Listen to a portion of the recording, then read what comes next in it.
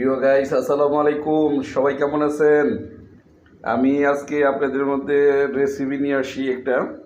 তো আমি দেখাচ্ছি আপনাদের। এ হলো গরুর মাংস।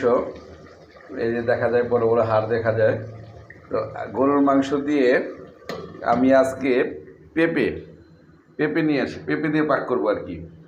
আর এখানে আছে আমি রুই মাছের মাথা, রুই মাছের তো লেজও আছে এখানে, কানসা বলে ওইটাও আছে, আবার টুকরো আছে কয়েকটা। তো এটারে বোনা করবো আর কি। এই ঝোলটা শুকাইলেই হয়ে যাবে এটা। তো চেষ্টা করতেছি ভালো একটা খাবার হবে রাত্রের ডিনার। তো এই যে পেঁপে দিয়ে গরুর মাংস তো আপনি দেখাইলাম আমি।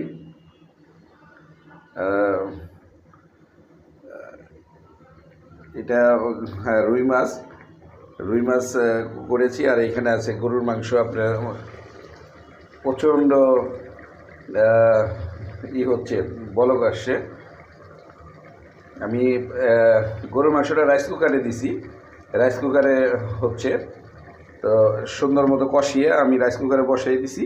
আর এইখানে আমি সব কিছু ময় মশলা দিয়ে কষিয়ে আমি এখানে রুই মাছটা ছেড়ে দিছি। তো আর এই পেঁপেটা দিব গরুর মাংসের মধ্যে।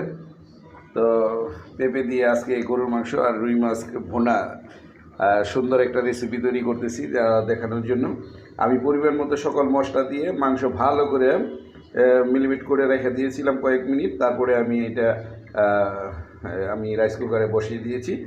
আর এই মাছটা আজকে যেহেতু মাথা আছে, কানসা আছে, আজকে মাছটা আমি না ভেজে পাক করতেছি। সবসময় মাছ ভেজে পাক করি, টুকরা থাকলে মানে মাছের টুকরা থাকলে ভেজে পাক করি। তো আজকে খুব সুন্দর একটা রেসিপি তৈরি করার জন্য চেষ্টা করতেছি, দেখা যাক কী হয়। তো সবাই ভালো থাকবেন। আর মাঝে মাঝে আমি আপনাদের মাঝে আসি। আমাদেরকে অবশ্যই আমার এই পেজটাকে আপনারা ফলো করবেন, লাইক কমেন্ট দিয়ে পাশে থাকবেন। অবশ্যই আপনারা আমাকে সাপোর্ট করবেন, বেশি বেশি সাপোর্ট করবেন আমার পেজটা। সবাই ভালো থাকবেন, সুস্থ থাকবেন। আসসালামু আলাইকুম ওয়া রাহমাতুল্লাহ।